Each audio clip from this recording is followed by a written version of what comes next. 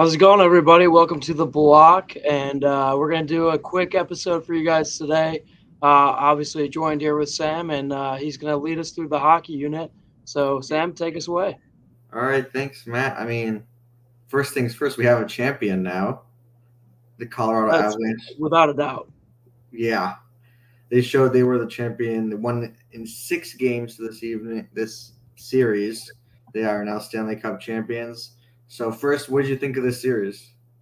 I thought it was really interesting just to see how it unfolded because at first it looked like Colorado was just going to sweep Tampa, just with the amount of speed they've had over the past couple years that they've been building, adding on some key players, and they've had a lot of depth. And it seemed like it was going to be a quick sweep, but then ultimately Tampa coming back and getting a game at home and made it interesting. But ultimately, at the end of the day, there's a reason why Cale Makar won the Conn Smythe Trophy, and that's because he led his team to a Stanley Cup.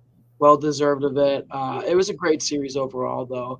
It could have gone good any way you want to look at it. Tampa Bay still a top team in the league right now, and it was just Colorado coming out on top. I think they're just a more combined group. They didn't go through too many injuries, which didn't hurt them. So at the end of the day, I'm going to take the healthy boys for the entire playoff series over Tampa offense that had some guys in and out of the lineup. Yeah, this was a really great series, I think. And looking back on it, I think Tampa's biggest accomplishment they had these entire playoffs was pushing Colorado to 6 games. I Oh, mean, 100%. yeah, Colorado, they were clearly the best team in these entire playoffs. They looked like they outmatched Tampa the entire series. I've yet to see Tampa outmatched. This is the first time in 3-4 years where they looked like the worst team on the ice. Yeah. So the fact that they pushed it to 6 games, I think, just shows how much character they have as a unit. So we'll get into all of the nitty gritty. First, I want to think about what Colorado can do to sort of maintain this team. They have some free agents coming up. Obviously, the guys they traded for at the deadline, like Josh Manson, Arturi Lehkonen, those guys need new contracts. I think mainly Nazem Kadri coming up now is a free agent. Yeah, and I think he's going to be a guy that's going to get a lot of interest from other teams in the league, both ready to win and also maybe some teams that are looking to get out of a slump of being towards the bottom of the league because it shows that this guy goes through a lot in and out of the season. Whether it's just going through a slump, scoring wise, or if it's something mentally going on. We've seen a lot happen with him, but he's always been fighting through and it seemed it was really rewarding to see him hoist the cup the other night. But I think right now Colorado needs to step back for a second, just enjoy the moment. But when they get back to the game of keeping this team or trying to go again and defend their Stanley Cup for next season, I really do think it's going to come down to letting go of some of your older guys or if you have cap issue going on with some of your older players, maybe try and trade them, get rid of them because you got to keep your future young and you got to keep them going, especially like we talked about, Cale Makar. The dude's 23 years old. Look at all the hardware that he's gotten. And you also, Nathan McKinnon, he's still a pretty young player too. Yeah. Obviously been chasing the dream for a little bit. But there's some older guys there like Landeskog too, obviously under contract. But we'll see what happens going forward. What do you think, buddy? Well, good news for them right now is their main guys, Makar, McKinnon, Rantanen, and Landeskog, those 4 are under contract, right? So the team's not getting gutted. They also have about $23 million of cap space. But here are their free agents. Andrei Burakovsky, Nazem Kadri, Darcy Kemper, Josh Manson, Val Nichushkin, and Arturi Lehkonen. So that is a lot of key guys I gave up. I think Arturi Lehkonen, Val Nichushkin, and Nazem Kadri are specifically in for a huge pay upgrade. I could see those guys fetching a ton of money on the open market. So I think they're going to lose a piece at least. But yeah, it's kind of unheard of to almost have all these guys come back, and especially for where they are in their careers right now, especially like Nazem Kadri, he's going to want to get his payday. I think at this point, he already's got the ring. So what's next for him? What does he want now going forward? Right. So I think they'll have to make a choice. Kadri, I think they're going to have to let go. I just think it's too much money for their 2C. Val Nichushkin's going to be interesting because his numbers aren't great during the regular season, but during the playoffs, I mean, he was one of their best players by far. So do they have enough to entice him to stay? And if they let him walk, how much does it really hurt them? They are such a talented group right now, and I love their staff. I love their head coach, especially for all the moves that they've made in trying to get a Stanley Cup, even over the past couple of years. So I think they got a smart group running their front office. So if Mm-hmm. they do lose a guy like him, I think they'll be okay. Yeah. Just with the core that they have.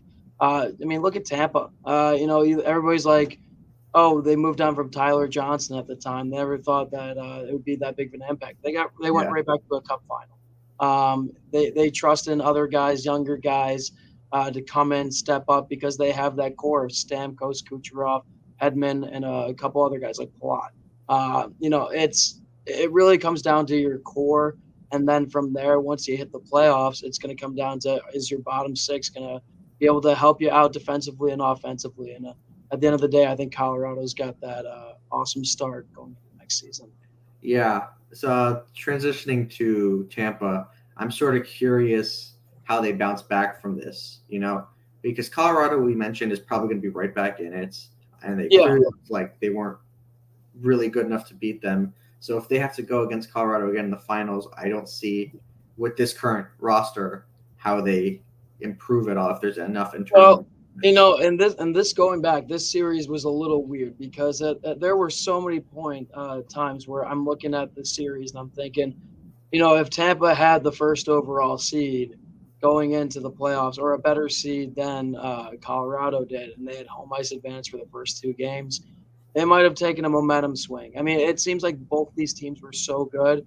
It may have came down to the home ice or maybe a little mental game in them. And Mm-hmm. I really do think as long as you have a top goaltender in the league like Andre Vasilevsky, you got a chance to win a cup, especially that guy. So I don't really think they have to do much because maybe move on from a couple of older guys like in Zach Bogosian. I know he's an older defenseman.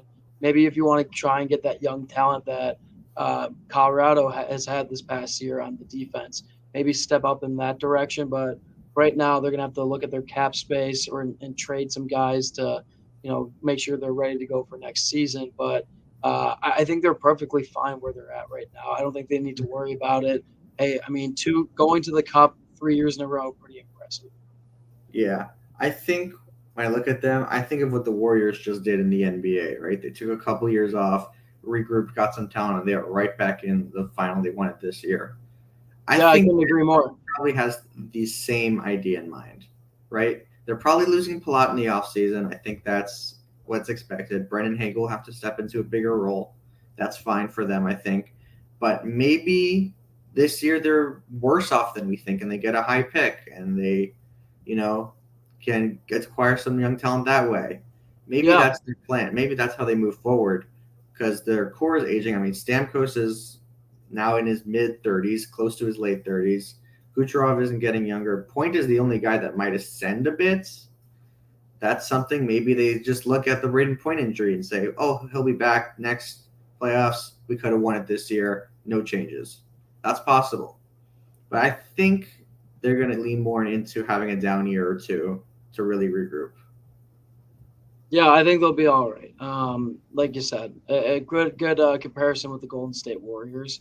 But at the end of the day, I don't think we're too worried about what they'll be doing going forward. As long as they get some momentum, I know they got some older guys like you were saying too. I can't count them out. I like John Cooper too much as a coach too. I Yeah. think they're going to have him in the right direction. Yeah, John Cooper has proven to be one of the best minds in hockey.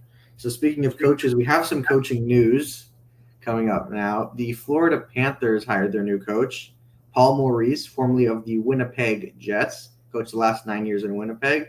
In Winnipeg, those teams were good, but I think ultimately they disappointed. So it was kind of a name we hadn't heard, It wasn't a name that was floating around with the Barry Trotzes and Jeff Blashills that were mentioned for Florida. This one kind of came out of nowhere. So what do you think about it as a fit for Florida? Um, you know, I was kind of a little confused when the original firing happened because I'm more of a big believer in developing something over a long period of time, even if it does have instant success. And I mean, hey, look at where they ended up this past season, and to go out and fire their coach right away, even though they were the best team in hockey and they got out relatively early. Come on, I mean, you got to form some type of development. But anywho, the new hire though, I think it's pretty good. I mean, the guy's been in the league for quite some time now. He's had some success. You've seen his track record. It's all right. It's pretty good.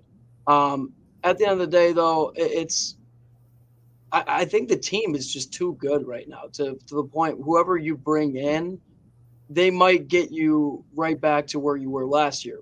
At the top of the playoff board, and then maybe get a couple series. It's just going to come down can this guy win you a cup ultimately? I think he can, based off of what we've seen with all the last couple cup winners. Just a stacked up team, stacked up offense, Hmm. really producing high speed talent. You get ranges of players of really old veterans mixing in with younger guys, and that's exactly what Florida was, just from the East. And I think with this new hire, I think they have the ability with a little bit more experience from a head coach who's seen a lot more action. So I do think that it will be successful going forward. I just don't know if it'll get them a cup. Right. Yeah. And you mentioned the experience and how many games he's played. I mean, he's been in the league 24 years now. Paul Maurice is an experienced guy now, and I think that was what they were looking for in this coaching search was experience. And I wrote about this for the Around the Block website. Check that out. Um, this was it seems like it's a change of direction when they really didn't need a change of direction. And Paul Maurice, he's a fine coach, right? It's nothing to do with his ability. He's been around long enough to prove that he knows how to coach a team. I don't think he's one of the best coaches in the league, but he's fine. And I think when you weigh that, the prospect of the benefit that he'll bring you as a coach versus what you took away with Andrew Brunette and the young core they were building together and the continuity they were keeping, I think it was the wrong choice. All right. It could very well be, I believe so. And listen, I mean, at the end of the day, it comes down to what this guy is going to do with their young talent. That's all that matters at this point. I mean, yes, we've seen what he's done. Like I've been saying, he has the experience. So with the older guys, I don't think it's going to matter much. It's going to come down to getting these young guys to go right on the dot as soon as they start training camp and get themselves in a good transition, going in with some good feeling. And older guy like you said who's been in the league for so long, he'll be able to comprehend what is going on when it comes to playoff time.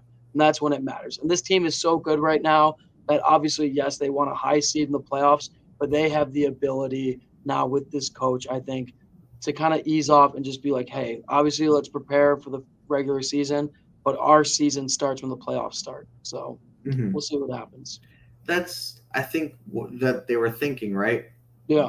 The lack of experience really showed up against Tampa, and it makes sense from that perspective. But what made last year so special during the regular season for the Panthers is how much they loved playing for Bruno as their coach. That's what's tearing me apart too, because at Exactly. the same time, you had something good. You saw smiles on their faces, and that's pretty much all you can ask for, especially Mhm. if a team is not doing so well. Like at least they're together. They understand that they're playing as a team. You don't have the hot Exactly. shots on that team either. You have a solid GM who's bringing you in key players that are built for this type of organization. Exactly. I And that's mean, what they had previously, and that's why it's a head scratcher to me to why they moved on. it is. I mean, continuity, it shows in this playoffs. Continuity matters so much. Having the same guys with the same coach play together, learn about each other, and grow together, not running for an exit the first time there's an issue, trying to figure this out together, building that trust. I mean, that's how championship teams are formed, not by replacing the guy as soon as a hiccup comes up. And no doubt, he was outcoached during these playoffs, Brunettes. Yeah, But this is his hey, it first takes year. him time too. I mean, Yeah, this is everybody. his first year. Coaches can get better the same as players. There's Amen. no I agree reason with to that think statement all day. he's a commodity. It's proven. There's nothing to gain from it. He's a rookie too, like Anton Lundell was, like Spencer Knight was.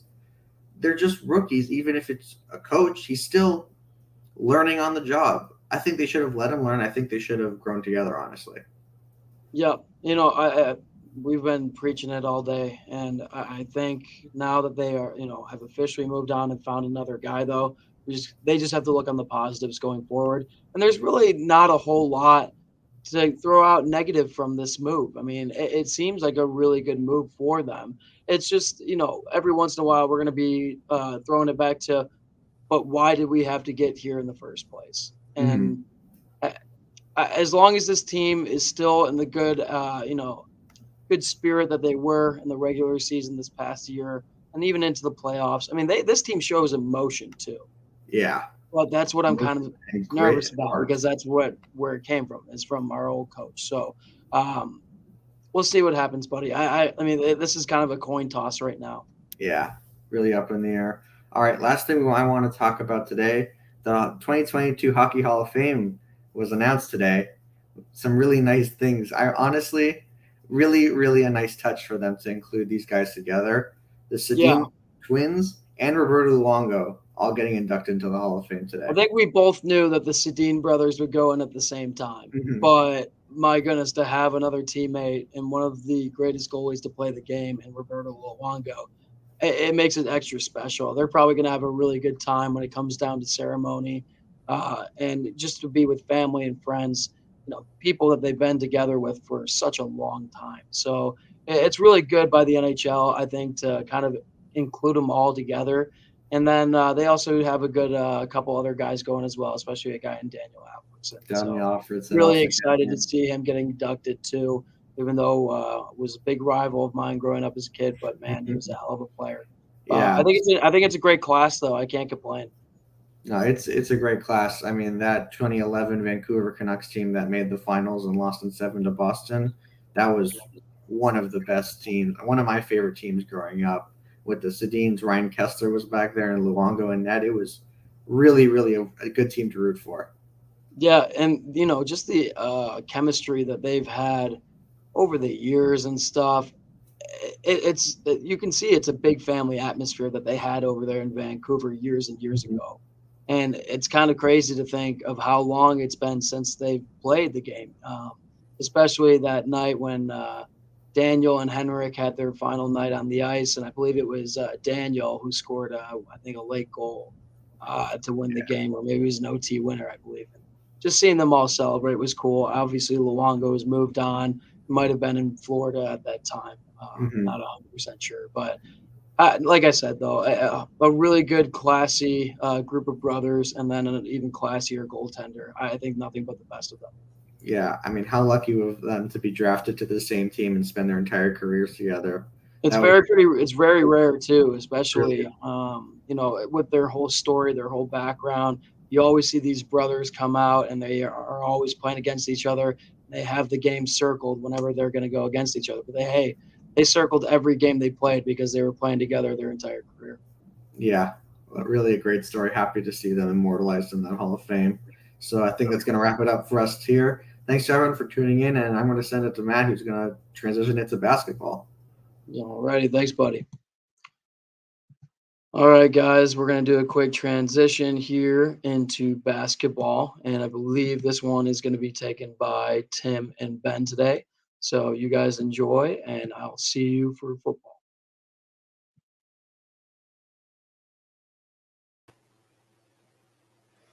What's going on, Tim? I think you're muted there, buddy. What's up? How you doing? Pretty good. I mean, got some basketball news to talk about. We had the draft right after the finals. Off season, just as good as the actual season. It's crazy, man. I mean, it seems like every week something new comes out, and it just moves being made that are questionable, or players coming out and saying something. But I mean, hey, it's more for us to talk about. But you want to start it off with the draft, and we'll talk about the draft real quick. It just happened with Paolo Banchero going 1 to the Magic, Chet going 2 to the Thunder, Jabari Smith Jr. going 3 to Houston, and Ivy going 5 to the Pistons. We talked about it a little bit last week with Ivy. Is he going to go to the Kings? Or the Kings going to mess it up? We'll talk about that a little bit later next week, but let's get into our favorite picks, favorite teams who won the draft. Who do you think won the draft with either one pick or a couple picks? Well, I talked last week about my bold prediction was Mark Williams going in the top 10. It didn't make it to the top 10, actually fell just out of the lottery, but I think it worked out in the long run for him to be. I mean, I think he's going to win the starting center job day one with the Charlotte Hornets. I mean, he's your prototypical new age non-all-star center. Because we know the all-star centers can do everything, but when I'm talking about a good, solid starting center, can rebound, can block shots, can run the floor, crazy length. I think as he gets older and matures a little bit, he'll become a better perimeter defender, switching out on the pick and roll. It's never going to be someone like Bam Adebayo guarding 4 guys in one possession, nothing like that. But if he can get to an average perimeter defender, I mean, I think he's going to be one of the better non-super skilled centers in the league, which is just what Charlotte needs, right? They don't need a Jokic who's going to dominate the ball. LaMelo runs the show in Charlotte with Steve Clifford coming back to be the head coach. I guess we'll talk about that at some point next week or after that, but he is coming back to be the coach. But they're going to play so fast. I mean, you're going to have LaMelo. The rest of the roster is a little bit complicated around LaMelo and Mark Williams. Is Gordon Hayward going to be here? Is Terry Rozier going to be a starter? Is it going to be that 6-man?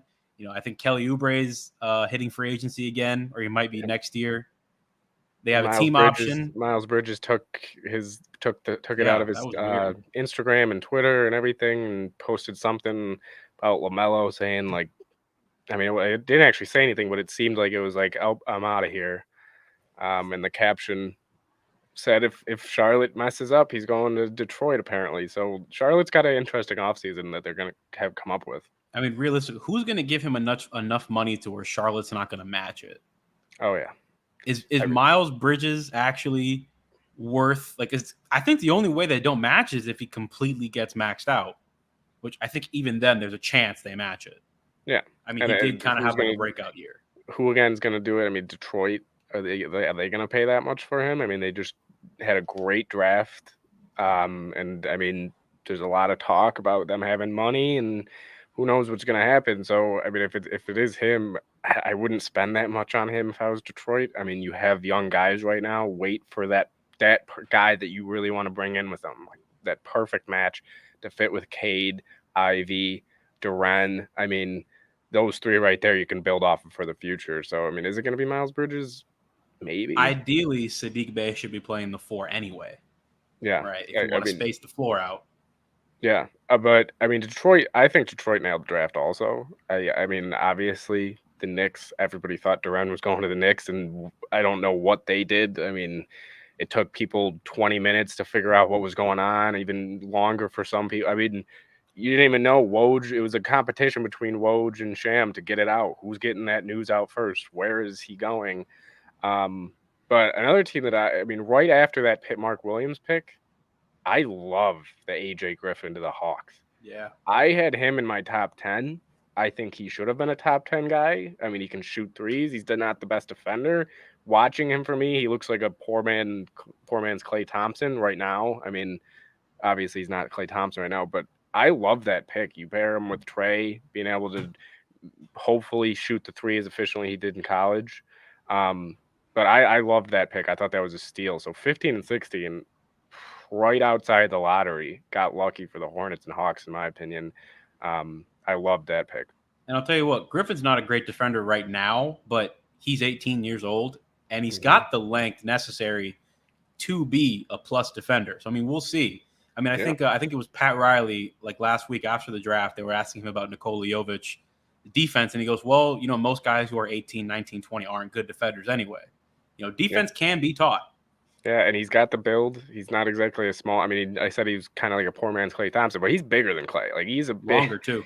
Yeah, he's bigger, longer, and I think he can develop. I thought maybe the Blazers should have gone after him. Like, that should have been a team that could have gone after him. But now he's going to Atlanta, who knows what's happening with Atlanta. I mean, there's a lot of talks that they're close to getting Murray from San Antonio and not giving up John Collins in that trade.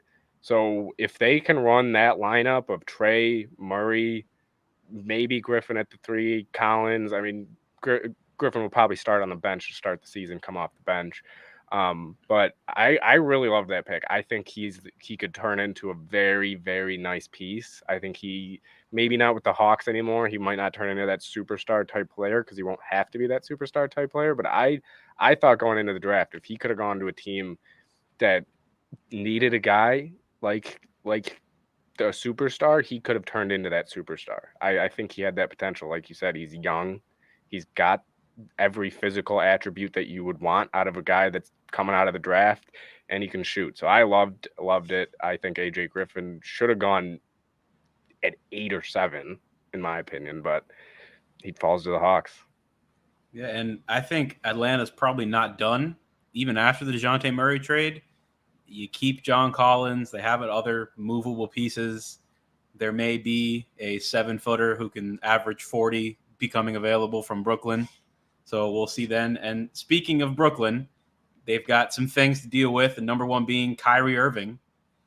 Apparently, it's going to be the Lakers because no one else wants him. Yeah, and the fact that I'm hearing Brooklyn doesn't want to even sign and trade for him, get at least something. And then now they're talking Kyrie could sign a $6 million deal with the Lakers in the offseason because nobody else wants him. He's still Kyrie Irving. I'm sorry. I get he has been bad. He was bad in Boston. Well, not statistically bad in Boston, but he made Boston technically worse. The Nets, it was a mess there, but it was also a mess with Harden there. It's a mess with KD. It's not like it's just Kyrie. I mean, everybody's saying, "Oh, Kyrie's this, Kyrie's that." Yes, he can be a problem, but we've already seen him play with LeBron. He seemed pretty happy to be with LeBron, and he even said a couple weeks ago he regrets leaving Cleveland in the way he did and the time he did because he thinks him and LeBron could have won a lot more. And who knows what could have happened if he did stay. And now if you get him, AD, and LeBron, I mean, that's a better big 3 to me than Love, LeBron, and Kyrie. I don't know. Do you agree with that? Yeah. I mean, look, Kevin Love was still a really, really, really good player with Cleveland. Like, don't get me wrong. Like, I think the year before he got there, he put up, 24 and 14? Yeah. Something like that. But Anthony Davis, when healthy, he's all NBA 10, first team. Yeah, top 10, maybe top 5 player in the league. I mean, but again, he has to stay healthy. Can he stay healthy? Can Kyrie stay healthy? Is Kyrie going to play? I mean, that's the big question. But I mean, even if you don't have him, you can bring in other guys, and you've seen LeBron and AD do it before. That you already know they can do it. Let alone if you add Kyrie to them. I mean, I think that would be one of the best trios. The only reason I don't kind of want it to happen is I'm a LeBron guy. I think he's the best ever, and it's going to only give another argument to the LeBron haters of, oh, he's got all this help. But it would be fun to watch, though. It would be fun to watch. I'll give him that. My big problem with Brooklyn here is that they're being given the opportunity of a lifetime, in my opinion, to get away from this mess that I don't think they ever actually wanted to deal with of Kyrie and Kevin Durant. We've already heard rumors a Kevin Durant trade would be the biggest in NBA history. He doesn't have a no trade clause to tank any of the good trades and make them take a bad trade so he can go to a good team. And on top of that, if I'm the Nets, I tell Kyrie, we'll send you to the Lakers if you opt in. And then when he opts in, I tell the Lakers, you want Kyrie, you're going to help us out. I've done it on the mock trade machine.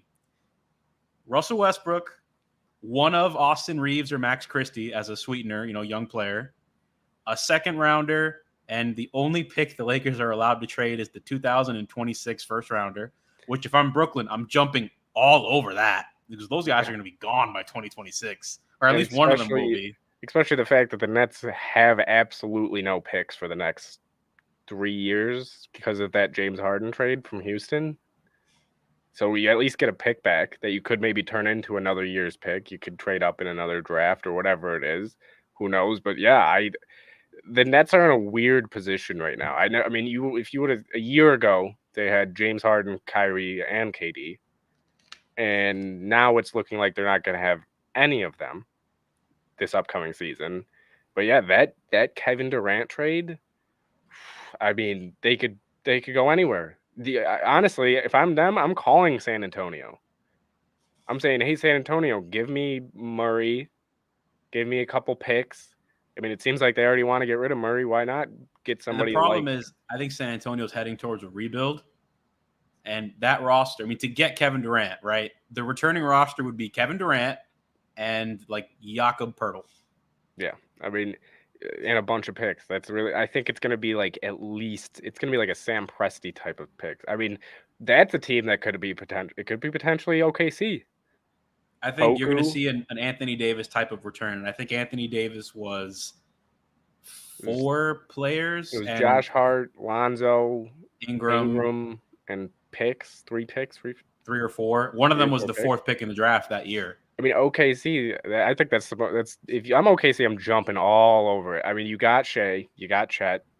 Imagine pairing them with KD. Give Poku up, give up another young guy that you have a number of them. I mean, I wouldn't necessarily give up Giddey, but you have 17 first-round picks in the next 4 years. I tell them you can take the whole roster except Giddey and Chet. You could have whatever else you want after that. Yeah, literally like I would say take all 17 picks. I wouldn't even care. I mean, you get KD then for the next. It's only the next 3 years that they have 17 or 4 years that they have 17 first-round picks. That is unreal, and I'm pretty sure they only gave up 1 this draft to the Knicks. I mean, they gave up 3 in total. None of them were actually theirs. They were other teams' picks. And I think they were all protected too. If I'm heavily protected. Yes. So you still have every other. I mean, I think the Thunder. If I'm the Thunder, I'm jumping all over it. Go get KD. Go get him because you have the young talent. And oh my, can you imagine just him going back to OKC? What a story that would be. That's the only place I think he could possibly go and not get hate for. I think that the team to like really, really watch in this is the Knicks, because they have the contracts to match Kevin Durant's 40-something million.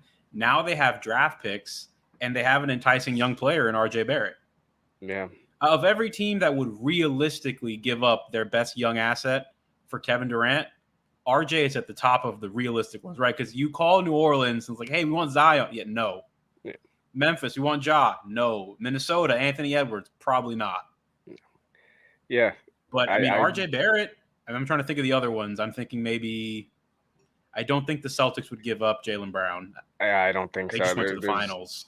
There's no, and I think it's too much of a gamble, I think, for Brad Stevens to bring in KD for maybe a couple of years.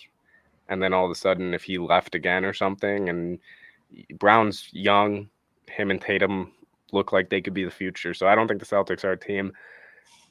Maybe Miami. Would you make? I mean, maybe Tyler Hero. I would make the trade.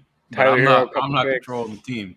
Trust me. You're not going to find me defending Idris Adebayo anytime soon. That's his name until proven otherwise. I'm not calling that grown man Bam until he plays like a grown man. But I think a team to watch in terms of what Brooklyn could get back in terms of the best package. I think about Atlanta. I think about New York. And a sleeper to me is Cleveland. I could see Cleveland. I mean, they have young pieces. One of them has to be Garland or Mobley, and I think that's the problem. I mean, I think in a heartbeat, I'd give up Garland. I'd honestly give up both of them for KD, if you're being honest. Like if it was just both of them straight up, like just go 2 for. I mean, but I don't even think the Nets would do that. But I think if you call the Nets and tell them you can have Garland and Mobley, I think they say send the papers to the league. Because Mobley is what? Mobley's 20? He's 20, 21. Garland is only about 22. But here's the other thing. It's then where does that leave the Nets though? They still don't have any picks down the road. I think the Nets are going to want picks back because again they have there's got to be picks involved. They have none for the next 3 years. Picks or somebody that was drafted last week. Yeah. And maybe they give up. I mean, but again, the guy who'd they draft? Agbaji. He's already older than Mobley, and he's older than Mobley by like 2 years. Maybe even Garland too. Garland, you said maybe 22. He's 22. He played all 4 years there at Kansas. I think he might be in the same graduating class as Darius Garland. Yeah. So, I mean, maybe he's a piece, but I don't know if the Nets would even want him back. That's why I say Atlanta, because if they're keeping Collins, he's going to be the centerpiece because he makes, I want to say 25, 26 million. Yeah, high 20s. You can throw in your AJ Griffins. They've been shopping Capella, and the only under contract center on the Nets roster is Day'Ron Sharpe, who barely played as a rookie. Yeah. So maybe the Nets think they can be a playoff team with Simmons, Collins, Capella, Day'Ron Sharpe. I mean, I'm definitely asking for DeAndre Hunter. Yeah, I mean you he's got to be gotta part ask. of that deal, especially because apparently, I don't know how you feel about Hunter. I'm okay with him. Apparently, the league is sky high on DeAndre Hunter, and they think he's the next Kawhi Leonard. I think he can be a every great long player. guy who can't score is Kawhi Leonard, and it bothers me. I'll just say this: the year that DeAndre Hunter makes an All-Star game is the year that I'll be shocked. I'll be shocked if he even makes an All-Star game in his career. I maybe he does turn out to be like the next Kawhi, but that's also a very high standard for any player in the league to say they're going to be the next Kawhi. I mean, look, the guy had two good playoff games, but I mean, it was against Miami. The entire Miami defense was selling out to stop Trae Young. Yeah. I mean, he got a lot of open. I mean, Kevin Knox had a good series compared to Trae Young. They had Trae Young in hell, and they let everyone else beat them, and they didn't. And that's why they went home in 5. Yeah. The Nets, I've never seen a team in this situation, though. I will say that. I've never, like I said, last year they had these 3 guys. Everybody was saying they were easily the team to beat. I mean, it's nobody thought they were going to even come close to beating the Nets. They thought this was one of the best big threes ever of Harden, Kyrie, and KD, and now they're looking at a rebuild with no leverage on Kyrie, not a single piece of leverage on Kyrie, because also of the fact that nobody wants him. And you do have all leverage over KD, but again, how many teams are going to give up what you want for him in return? I'm pro rebuild. I am very pro blowing it to smithereens. And I think the Nets are in the best position probably ever to rebuild, outside of the fact that they don't have their own draft picks again. Yeah. But I mean, hey, they did it once with no draft picks. I would also say, honestly, if I'm the Nets, I'm getting rid of Simmons too. Get some stuff out of Simmons. Just fully, get rid of everything and everybody that has value. Get picks. Get young guys that you know is actually going to play. I'm sorry, Ben Simmons, but you haven't played in how long? And even when he's on the court, he gets ridiculed because he can't make more than he can't make a 12-foot jump shot. I mean, so we have some breaking news on the subject. Oh, Kyrie has opted in. Okay. So there could be a trade coming. The only one that makes sense if he's opting in to me is the Lakers with the Westbrook contract. Is either the Westbrook contract or, I mean, I just don't think Miami would want to give that much up. I really do. I think because the value is so low, could you get away with Kyle Lowry, Tyler Hero, and a draft pick? And a PJ Tucker, maybe potential. PJ Tucker's a free agent. Sign and trade, though? Potential? PJ would have to want to go there. And does he have beef with Kevin Durant, or was that all performative? I can't remember if it was, but I remember they had a little something. But you could sign him to I think he's looking for 3 years, about $27 million. I think the Sixers are willing to give him 3 for $30. 3 for $30. Now, of course, I don't know what PJ's looking for. Is it winning? Is it money? Right? He's got the opportunity to make $10 million. He already has a championship. It's been a long time playing for nothing overseas and G League and all that. So he could just be chasing a payday. I think Kyrie, the only 2 possible options are the Lakers and the Heat, but I don't even think the Heat would want to give anything up. I really don't. I think the only way Kyrie gets out of Brooklyn is Los Angeles. And, I mean, we're about to see a lot of people mad. Let's just say that. A lot of people are going to be really mad if he goes to Los Angeles. And then especially if they don't win, though, everybody's going to be loving it, too. I'll tell you what, though. I'd be so concerned if I was LeBron about that team, because LeBron is going to be this December 38. 38 years old. It's going to be year 20. He just missed 26 games last year. Anthony Street Clothes Davis is Anthony Street Clothes Davis for a reason, right? We can make fun of Chuck all we want. The name has credibility. The man has really struggled to stay healthy, honestly, for his whole career, but dramatically in this last season. I mean, it was every time he'd step back on the court, there'd be a new ankle or a knee. I think there was a shoulder or something. And then, of course, Kyrie, when he doesn't like what's going on with the country, will take 2 weeks off.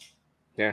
And we saw this year, especially in that Western Conference, because all the teams are so clustered together talent-wise, I don't think there's anyone that's dramatically more talented than anyone else in the top 10 teams, right? The Lakers were the 11th team with LeBron and Anthony Davis. Every game you miss matters in the West. Yeah. Right? In the East, not so much. The Hornets made the play-in.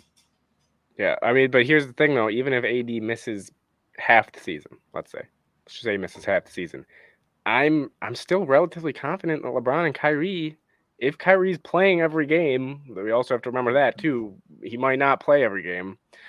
If he does, though, I would be fine with Kyrie and LeBron as long as you can pair them.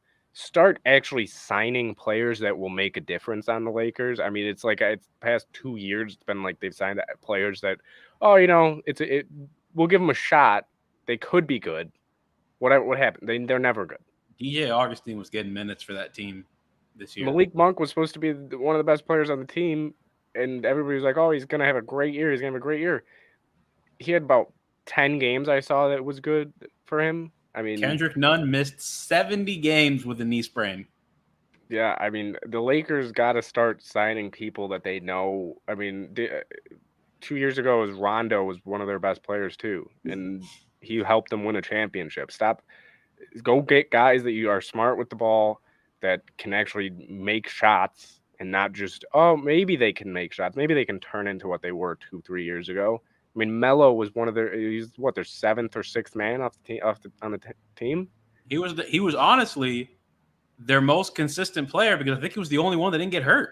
Yeah, and I mean, no hate on Melo, but you're not the same Melo that you once. He qualifies for AARP. Exactly. He's him and LeBron, I'm pretty sure, are the only two from that draft class. Or from that draft class that are still in the league, if I'm not mistaken. Do we count Udonis Haslam? Oh, I mean, who hasn't touched the court in 4 years. Oh, he's talking about. That's a lie. I think this year, whenever Bam was out, Udonis had to play games. I think he played like 13 games this season. Yeah, but he's at the end of the year. He's like, oh, it was a tough loss. We're really, really down. It's like, dude, you're a coach. Just become a coach. Like, he's in his 40s. You just become a coach at this point. I mean, you could probably still make just as much money with the Heat. I mean, have you seen the clip? It was against the Lakers this year. Tyler Hero tried to throw 40-year-old Udonis Haslam an alley-oop. It was hysterical.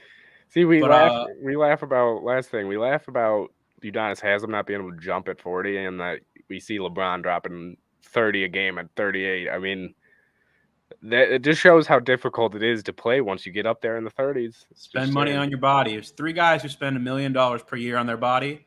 LeBron's 38 years old, averaging 30. Tom Brady's still playing at 45. Yeah. Russell Wilson just had his first injury like ever. Yeah. And those are the guys that spend the most, and they get the rewards. Yeah. Do we want to talk about the DeJounte Murray impacts like really quickly before we get out? Yeah. I know the trade hasn't been finalized yet, and in the NBA, you never actually know. Yeah, I mean, it's shocking to me to even see that I get they're rebuilding, but why? What is San Antonio doing? Like, are you really? Everybody's known they've been rebuilding for years.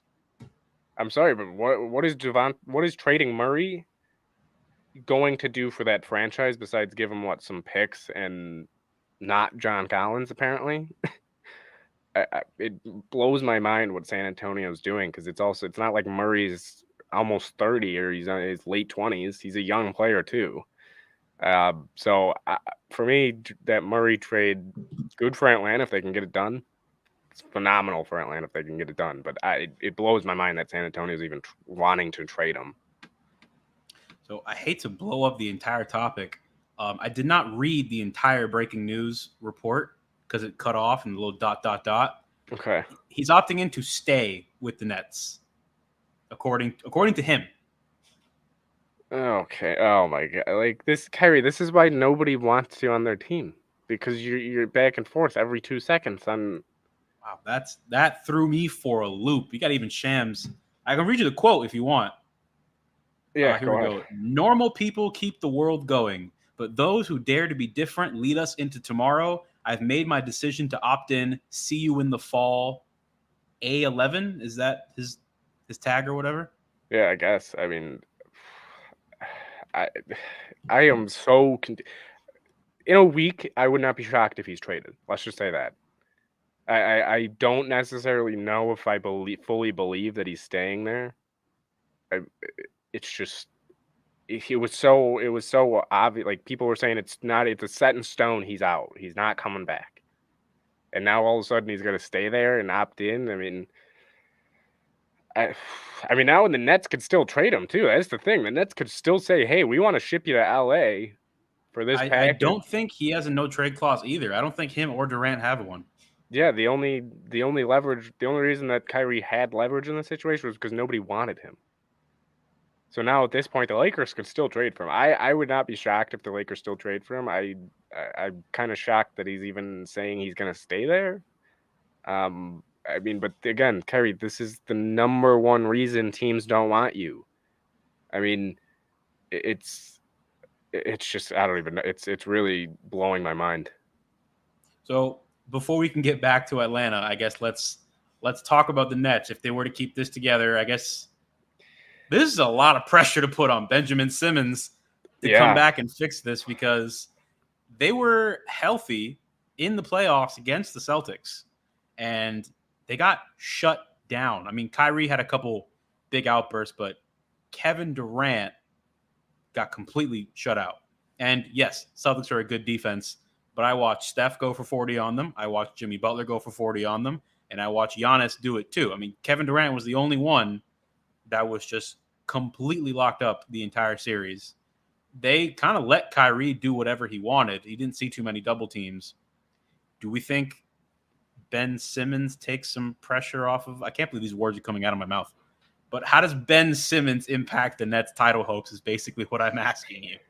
I mean, I'm still on the wave of get rid of Ben Simmons, but I doubt they do. So if it's saying they don't get rid of Ben Simmons, I really don't know how much it changes that team. Really, defensively it does. It makes them a better defensive team because Ben Simmons, that's the one thing we know he can do. But who's going to bring the ball up? Is Kyrie going to bring the ball up? Because then that also makes Ben Simmons a lot more useless. Because if that's the number one thing he could do on offense was move the ball. He was very smart with the ball.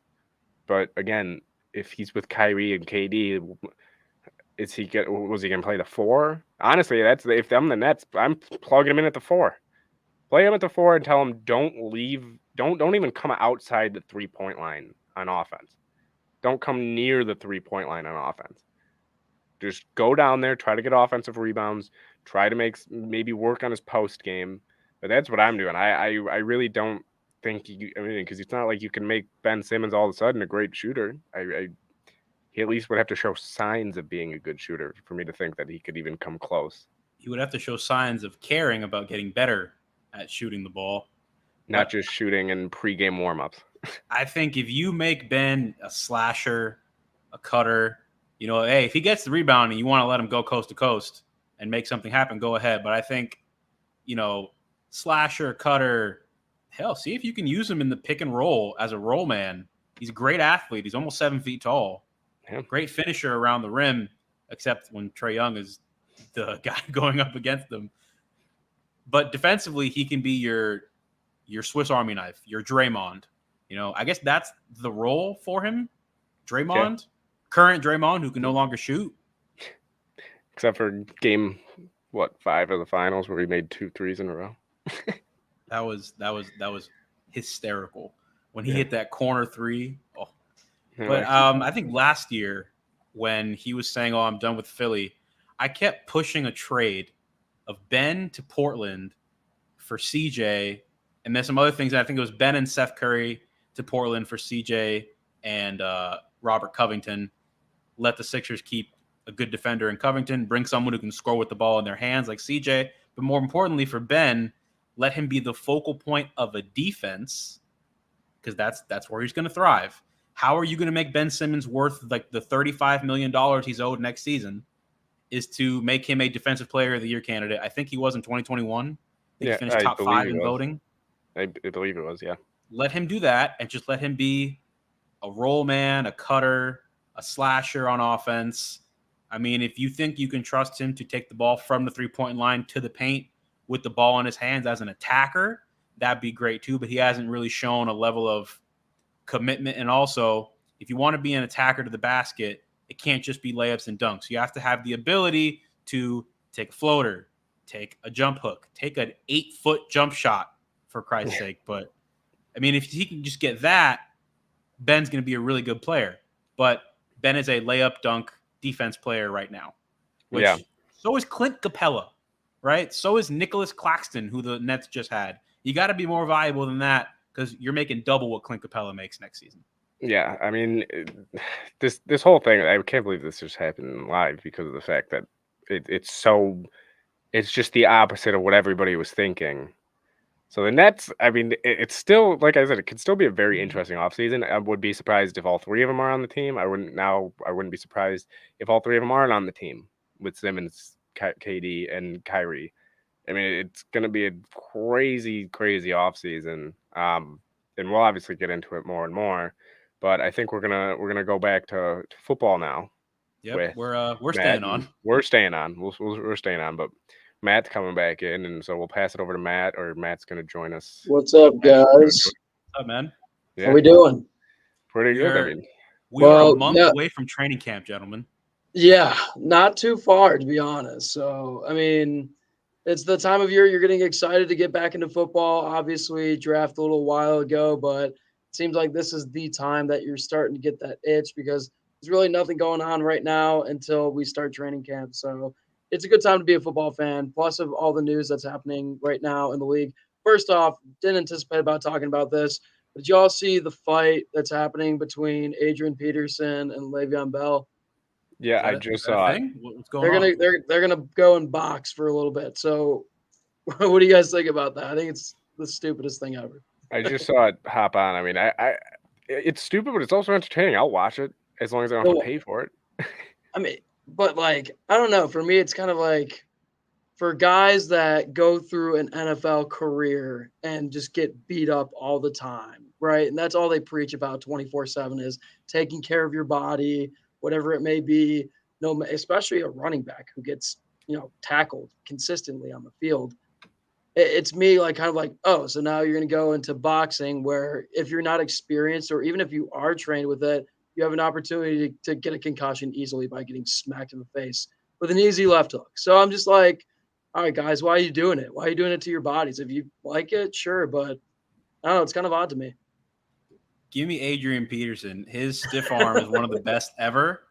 And I could definitely see him knocking Le'Veon Bell out within 2 rounds. Le'Veon Bell's big talk guy. I don't really know if also Adrian Peterson's a little older though. I think he's 7 years older. AP was drafted in 2007. I think Leon's 2013. It's probably at least a 6-year difference. He's always been in great shape though. He's one of those guys that keeps himself in peak physical condition. And Le'Veon kind of does, but he definitely looked a lot slower in Kansas City than he did even with the Jets. And that's where he looked a lot slower than he did with Pittsburgh after that year off. So give me AP with a knockout. Okay. I think I got to take AP as well, but I can't go against one of the greats. So yeah, I'll take AP too. All right, but let's get into some serious football talk. And the one I want to talk about right now is the Watson versus Baker debate going on. Obviously, both of these quarterbacks are going through some stressful times with their careers at the moment. I'm just kind of curious to know, though, who's going to have the longer career as a starting quarterback going forward? And I guess we'll start with you, Ben, at the bottom and work our way up. I mean, who should it be, or who's it going to be? Who's it going to be? I mean, you can say who it should be, but you got to remember, like Deshaun Watson's obviously the better quarterback, but for what's going on in his life right now, is he going to have the ability to get back on the football field? if he does, also, he's been out of football for how long now? Not around an NFL team. And then Baker, on the other hand, I mean, he's struggled tremendously over the past year. But does new scenery mean a new start for him? And can he continue to be a starting quarterback on a different team? I think it's going to be Watson just based on the fact that I think even if he gets suspended for this season, which it's looking like he will get suspended for this season, he's going to eventually come back. I mean, he was a MVP candidate when he was playing in Houston. He led them to the playoffs and then went 4-12. But again, he's still people. I mean, he's got how much guaranteed money? Browns are going to have to play him. I mean, at least through that contract. I mean, it should be Baker. I think we all know why it should be Baker, but where is Baker going to go from here? I'm hearing a lot of talk of maybe going to Seattle, but again, if he goes to Seattle, how many years till they go? Is he going to be? I feel like he's going to become like one of those bridge QBs. I don't feel like he's going to become a starter. I think he could potentially, but not in Seattle. I mean, I'm sorry. It's so weird to watch too, because as of right now, Baker's got 59 starts in his career, and Deshaun has 53, I believe. So Baker obviously has a couple more games on him, but that's what it comes down to. Is we're talking about starts here. We're talking about being a starting quarterback. I personally see Baker playing longer, maybe having a longer career, being a backup somewhere, or a training camp guy that shows up down the road. But at the end of the day, I'm talking about starts. And right now, I think even though Deshaun is out, I think if he does get his opportunity back in the NFL, he's going to be a starter for at least a team for at least 3+ years. Yeah, I agree with that too. I think Deshaun, people are going to give him a chance. It's the NFL. They don't really seem to care about anything but apparently gambling on your own team. So, yeah, it's got to be Deshaun. I just don't see Baker going forward, maybe even past this year, being a starter somewhere else. I think Baker ends up a starter again. Now, is he going to be like a top 15, top 20 starter? Maybe, maybe not. Simple rule is we see a lot of these guys that end up becoming career backups. They don't have the physical tools. I mean, Baker does. Baker has, I'd call it one of the 10 stronger arms in the league. I mean, the guy can throw a needle through a bottle of mustard. I don't know, whatever the terms are. He's got a crazy strong arm. He's very hard to tackle. I read a tweet once that said tackling Baker Mayfield is like eating a Popeyes biscuit with no drink. He's just incredibly dense. My problem with Deshaun is, and I don't know if I've talked about it to you guys, I'm very anti-Deshaun. All right. If it was up to me, he'd be suspended indefinitely. And by indefinitely, it means get your ass out of here. And this is going to sound bad. Do we trust him to stop what he's done? Because he did it. Well, I'm assuming he did it because 24 is a bigger number than I'm willing to look past and say 24 different people are lying. And he got rewarded. He got $230 million guaranteed dollars. And look, we're not parents, but we know how children are. We were children. We've been around children. If children do something bad and you reward them, they're going to keep doing it.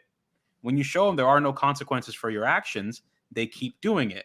And again, I don't want to use this example, but when Aaron Hernandez was at the University of Florida, he was allowed to do whatever he wanted because he was a good football player. And Urban Meyer let him do whatever the hell he wanted. There were no consequences for his actions. His consequences were, let's make Tim Tebow his roommate to see if that can bring him around. And it didn't. And look at the path he went down. And there are a lot of other reasons for that. I'm not comparing Deshaun to Aaron Hernandez at all, but it's just an example. He's a powerful person. He's got a lot of money. He's got a lot of status, a lot of influence. And he was just shown that what he did led to a minor inconvenience. He might have to miss a football season. But the Browns structured his contract to where he loses $1 million.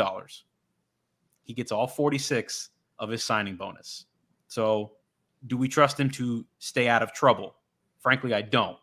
Now, you also have to trust Baker to play well enough to be, a guy who has one of 32 jobs. I think he'll be a very low-tier starter for a little bit. I think Baker has more starts by the end of his career. Mainly because Deshaun's also going to miss a season. So I got a quick follow-up on that, though. So going forward, if Deshaun Watson never plays for Cleveland, obviously Cleveland is down to 0 again because obviously Baker's not going to cave back in. He's done. Like as soon as his contract is up, he's moving on. He'll go find a different team. He's had enough. I think he was treated terribly by that organization. But what does this mean for Cleveland now? I mean, to begin with, when we saw the reports, we had to look at our phones and be like, are you kidding me? And I don't think any other team in the league would even consider signing Deshaun Watson until his case was finished. And we've had a verdict at this point. And now you have more people coming out. I feel like Cleveland would be kind of like they're going to start going through another rebuild of everything. They're going to have to get by this somehow. It's not like their team's ready to win right now. They need a quarterback. They may have a good defense. They may have a good offensive line, the best two backs in the league right now, at least duo-wise. But this is going to impact them tremendously depending on if Deshaun Watson ever sees the field again. Yeah, they claimed to what? They said they did comprehensive research. They really looked into everything. Within 2 months, we already had 2 new accusations and a 3,000-word New York Times article saying there now 66. He used 66 different masseuses, right? Who knows how many of them are going to come forward at some point. We saw that after the HBO special with one of the accusers, 2 more came forward, and they decided that it was worth it, because a lot of them have decided that it wasn't worth it because they didn't want their names out there. So what does this mean, though, for the Browns organization? I mean, I think for this upcoming season. I'm saying if they're going to be Watson stuck. never plays ever again, he never steps on the field, even if he does step on the field, what does that mean towards your fans? I know a lot of people. This is the type of person we're going to bring in. Even if he's Browns fans, he's innocent, already said they whatever happens, but it doesn't look good for him right now. Yeah, I mean, when it comes to the fans, I've heard a lot of Browns fans already say they're done until Deshaun Watson's off the team. I mean, it's as simple as that. Especially, then they think that hiring a female for assistant GM is going to make up for it or something. If I was her, I'd be like, get him off the team right away, because I don't know how any person in that entire we talked about a little bit ago, Jadeveon Clowney, his comments. So also disgusting comments saying that, you'd go wherever Deshaun goes. That's my boy. I'm sorry, but if my boy was accused of what Deshaun Watson's accused of, I wouldn't want him close to me. I wouldn't want him on my team, especially if I have to be in the locker room week in, week out, every day of practice. I have to look at this dude and think, any moment there could be 10 more, 5 more. I mean, up to, as far as we know, up to 40 more women that could speak out against him. So I think for the Browns, at least this upcoming season, I think there's 3 options they have at quarterback: Brissett, maybe a Darnold if you ship Baker over to Carolina, or Drew Lock if you ship him to Seattle. Those are really the 3 only options to me. Down the road, depending obviously on Deshaun Watson and if he comes back, I think it's the NFL. They let people get away with so much stuff when it comes to abuse or anything like that. But that's the NFL. It's gambling's a bigger issue than this stuff. It's unbelievable seeing some of these guys come back after what they've done. I mean, who's the only guy that has not come back from an abuse case? Ray Rice. That's really about it. So I think he'll come back no matter what, at least in a year. But if he ends up, like you said, not being the same Deshaun Watson because he hasn't played in years, they're going to be stuck with him. The NFL is not going to say. They told the NFL, we did our own research. We're confident. We're paying this guy money. You told the NFL that.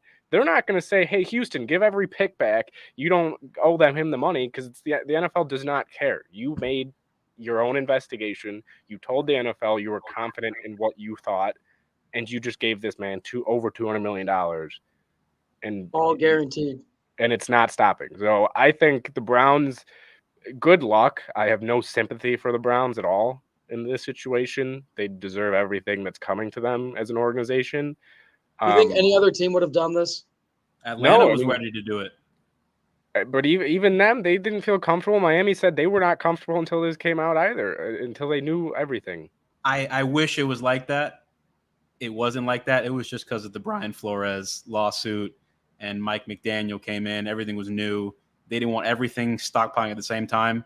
Stephen Ross was 100% ready to pull that trigger. I spent the entire football season going through a really bad existential crisis of whether or not I wanted to continue to support this team I looked at that flag behind me every day like, what am I doing? But unfortunately, I think more teams were willing to trade for Deshaun Watson than was believed. Now, I think the Browns were the only team willing to give up everything they gave up, all the draft picks, plus a fully guaranteed contract structured in a way that he makes money on a suspension, loses $1 million, gets a $46 million signing bonus. Now, I think football-wise, they do have a really good team.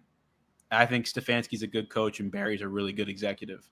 But they're going to be stuck in no man's land, which is the worst place to be in football, at least for 3 seasons, because they don't have first-round picks. So it's going to be nearly impossible to trade up into the first round and grab, a quarterback prospect. Now, I don't think those boys are going to wait 3 years, though. I think they're going to want out. Chubb, all those linemen, they're going to want out in 3 years. Maybe they'll go get another. And they'll be older. Johnny Manziel. Go get another one of him. That's another problem. Their winning window for a lot of the guys that are paid is now. Myles Garrett is 25, 26. So you're going to tell me I can't compete until we get our draft picks back, draft a quarterback, probably wait a year or two for him to become, ready to compete. Myles Garrett's going to be in his 30s. Denzel Ward in his 30s. Who knows how Nick Chubb's going to be long gone because running backs don't last till their 30s as in terms of really, really good starters. Listen, I think the odds could have been a lot better too with having Baker Mayfield still under center. I mean, hey, if Joe Flacco can win a Super Bowl with any team, I'm pretty sure if there was a super team in the Cleveland Browns with Baker Mayfield, you never know. Something could have happened. So Jimmy Garoppolo was a couple bounces away from playing in another Super Bowl this year. That too. It's absolutely mind-boggling to see how they've handled their quarterback situation over the past multiple decades of what they've tried, and it's never worked out. I feel bad for the fans because they've been loyal, but at this time, all you can do is just continue to shake your head. Yeah, it's worse, honestly, than Buffalo's QB drought before Allen. I mean, at least we had Tyrod, who led us to the playoffs. Fitzpatrick, who everybody knows is at least – I mean, if you have to play him, it's not the worst thing in the world. And then we had Lossman and Edwards and injuries and other stuff happen with them. But it's what Cleveland's going through right now with the amount of different quarterbacks that they have to play might be the worst handling of quarterbacks in any span in the NFL. Are you guys ready for the Jacoby Brissett experience? I'll tell you one thing, though. Jacoby was really, really, really bad for the Miami Dolphins. But that's mainly because he is a statue in the pocket, a slow processor, and all that. It looked good with Indy. They had a really good offensive line. The Dolphins had possibly the worst offensive line I've ever seen in my life. And now he's going to Cleveland with a good one. So he's definitely going to be better than he was with Miami. Miami's also a disaster. And Cleveland's a little bit more stable. He's also the type of quarterback that he'll never stop fighting. So I will say that Jacoby Brissett will fight and fight and fight. I mean, I just heard on the Julian Edelman podcast recently where Martellus Bennett was calling Jimmy G a lot of different things that they brought up how Brissett played the Bills with a torn ligament in his throwing hand, and quarterbacks just don't do that. But, I'll give him that credit. Jacoby Brissett will go out there and fight for a team, but I don't know if he can necessarily win in Cleveland. And he'll be better this season, trust me, because his play style just doesn't work with a bad offensive line. He holds the ball way too long. It'll be a little bit better in Cleveland, but even then, the division features Lamar Jackson and the Ravens with John Harbaugh. It features the team that just went to the Super Bowl. Now, of course, that was a very magical run. There's a good expectation they come down to earth a little bit, but still got a pretty good team there. A lot of really good players on offense. Their defense took a step forward. If they can keep Jesse Bates, we'll see what happens. And the Steelers have Mike Tomlin, and they still have a good defense. So you can get a way better Jacoby Brissett than the Miami Dolphins got and still finish last. Yeah, I completely agree with you. With no draft pick. Yeah. What a messed up scenario. I mean, I feel bad for the fans. I really do. But when you put yourselves in those situations, all you can do is, like I said, shake my head. But you named a couple of head coaches that I really like. And I want to do a little topic with you guys here. We're going to do the top 5 NFL coaches that are active right now. Want the list 1 through 5. Anybody want to start? I mean, I'll go first if we want. I know I've heard a lot of, even before we jumped on here, I heard There's a lot of my chatter. A list. lot of I heard chatter my in the list was chat so far. interesting. I heard my list was interesting. But at number 5, I do have Varable coming in from Tennessee. And purely just based on the reasoning of, look, he's been good with Ryan Tannehill as his quarterback. And I'm sorry, Tannehill is an average NFL quarterback. And especially this past season, he was a number 1 seed this past season. Vrabel didn't have the best defense. I didn't think this past season. So Vrabel's coming in at 5. He's 41-24 in his head coaching career. I think he makes teams better than what they are, and Tennessee has been better than what they actually are on paper. So Vrabel's coming in at 5, even though he hasn't done it that long. Number 4. Now this is the one that might shock people. I have Bill Belichick. I get it. People say, "Oh, he's the greatest coach ever." What has he done? I'm sorry, without the greatest quarterback of all time. We're talking about like right now too. We're not talking about like the past. We're talking about this past season going into this season. They got lucky they made the playoffs, in my opinion. He's still a great coach, don't get me wrong. That's why I have him still at 4. But he's 70-79 without Brady. He 29-58 against teams 500 or better without Brady. So let's not get it like half his wins without Brady are also against bad teams. So I'm not convinced Belichick is the greatest coach ever, just based on the fact that, I think they got lucky this past year making the playoffs. I don't think they make the playoffs this year. I don't think they relatively come close, if I'm being honest. So I got Belichick at 4. If he makes the playoffs this year and wins the playoff game, then we'll come back in the conversation of him being the greatest coach ever, maybe. But he's got to do a lot more without Brady for me to think that he's the best coach in the league. He's got to prove it. And so, he's coming in at number 4. Number 3, I got John Harbaugh. We just talked about him a little bit. We talked about Joe Flacco and how Joe Flacco was never that great of quarterback. He's won a Super Bowl. I think the Ravens are good year in, year out. Last year they had a bunch of injuries, and they still were a team that you couldn't just roll over, even with all these injuries, even with Lamar out. John Harbaugh still finds a way to put his team in positions to possibly win when they shouldn't win. So John Harbaugh, I got a 3. Number 2, we just talked about him, Mike Tomlin. I mean, never had a losing record, not once, ever. And last year we went 9-7. 9-7-1 with who? Big Ben as his quarterback. Big Ben was one of the worst things. I think he might have been the worst quarterback in the league last year. He was up there because he couldn't throw the ball farther than 20 yards. And it was real bad watching the Steelers last year. I watched multiple games for them, and it was brutal. So Mike Tomlin, I mean, I know they have a great defense, but Mike Tomlin is a great coach. I think he's one of the most underrated ever, if you're asking me. I mean, he's not top tier of all time, but he's still a great coach. Never had a losing record. And then number 1, I got Andy Reid. I know people, he's got Mahomes. He's been doing it without Mahomes for a long time. Long time. I think he's the smartest offensive coach in the league. Maybe Mcveigh's over him. But I mean, Andy Reid's been doing it long enough. I think he easily deserves that number 1 spot. And I know McVay's not on my list, but I'm sorry. The amount of talent he has on his team, you should be going that far. You have the best cornerback. You have the best defensive lineman. You have Matt Stafford. You have a great receiving corps. So that's my top 5: Vrabel, Belichick, Harbaugh, Tomlin, and Reid. So that's my top 5. I think it's a pretty solid list, man. Couple guys in there that I don't know if they should be up there. So might as well go through my list right now and compare it. I'm going to start at number 5. I got Bill Belichick. I know you had him pretty low on the top 5 list here, but kind of the same thing. What has he done since his golden boy has left? And really, I think he's hurting his legacy the longer he stays in the NFL coaching. It's not working for him right now. And if he goes for another couple seasons, and if they go 500, they get a winning record one season, and losing the next, doesn't do anything for your legacy going down the road. The only thing that would impact it is winning a division, which I don't think they're going to do anytime soon, as long as they've got a big Buffalo Bills team and then an upcoming Dolphins team too. We don't know. They might be able to shake it a little bit in the division. So as of right now, I'm only going to put him at 5, though, just out of respect of what he's done over the past couple decades. Number 4, I've got Harbaugh.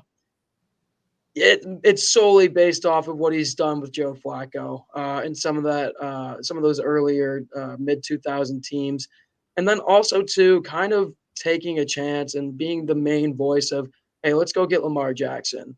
Being the guy to kind of be maybe outside the book a little bit and be like, this is how we're going to run our offense. We're going to be a run first offense. He takes chances and he does it with great caution, though, and it's always seemed to work out with him. So I'm going to go Harbaugh at number 4. And then moving on, I've got Sean McDermott. And I'm talking about right now. The guy has done nothing but continue to lead his franchise to better and greater seasons over his career there. He's been through the process of working with like Tyrod Taylor for a little bit, bringing in some other players down the road, especially in the draft, bringing in a guy like Brandon Beane to make sure that this team is on the way. I think he's the most involved with the front office head coach we've seen in the NFL over the past 5 years. Just how much they work with each other and in the organization. I see it a little bit more firsthand being in Buffalo and just hawking the Bills for a little while. And I think they've gotten better each and every year. And he understands when he makes mistakes that it's on him and he corrects them. He's not the one to go out and say, oh, this happened, so this is why we didn't win a game. It's always on him first, and that's what I love to see out of him. And his record's gone up each and every year. So I've got him at 3. Number 2, I've got Sean McVay. The guy's one of the youngest guys in the NFL right now for being a head coach. And it just seems like he's a really aware guy that he knows what plays he wants to run. He knows how to match up against any defense at any time. And he knows how to match up against any offense, too. Yeah, the teams may be stacked, but he's also making the right moves, too. I think it was awesome that they went out and got Odell Beckham Jr. and they got Von Miller to go make the Super Bowl run after they signed Stafford or got Stafford in a trade. I think having that by a head coach and especially that young energy, it's a great feeling to have right now, especially for these veterans and young players. And you just see his post-game interviews. He's very well spoken, but also he remembers everything. So you can tell that when he's talking to his teammates or his players after a game or before a game, he knows what they've been working on all week at practice. He studies film to top notch and make sure his players are ready to go. So I'm going to put him at 2. Number 1, I've got Mike Tomlin. Like you said, Ben, I mean, he's just been consistent since he's been in the league. Never been below 500 as an NFL coach, which is amazing, especially over the past 5 years. Like you said, Big Ben was probably the worst quarterback. And I mean the worst quarterback this past year. Could not run at all, could not throw a ball accurate over 10 yards or at least on a rope, and still managed to get into the playoffs. They have an unbelievable defense. I've always said this since I was a kid. They know how to create linebackers and have a big, nasty defense. They've had it their whole career, ever since Tomlin's been there, especially. So he has an identity of just taking over. You see him do mind tricks with, working the game, taking timeouts when needed to, getting in other players' heads too. He may have had, some controversies, whether it's him standing on the sideline or maybe, calling timeout to stop Aaron Rodgers from driving, whatever it may be. Anytime it comes to the NFL season, he's ready to go. And that's why I have the Pittsburgh Steelers actually winning the division this year. A little bold prediction, but they're never out of it. So I'm going to go Mike Tomlin at 1. Yeah, I like the list. I mean, I think Reid. It's a shock not to see Andy Reid on there. Listen, I'm just talking about right now. Obviously, we could go back and talk about the coaches that have been in the league for a while, right? But at the end of the day, it comes down to the amount of talent that these guys have had with their teams over the years. And Andy Reid did an excellent job with Philly. Let's get that out of the way. He did a tremendous job with Mcveigh in a transition too. I mean, just handling that whole, situation of getting a guy like it when there was controversy going on everywhere. he was able to take care of his own, and you look at the branches that have come out from him, like Sean McDermott is one of the guys, he's learned from Andy Reid and now he's bloomed and blossomed. I have him out at 6. I just like the guys a little bit more. And like you said, like Mike Vrabel too, I'm not ready to give him a good, positioning in this ladder solely on that playoff game from last year.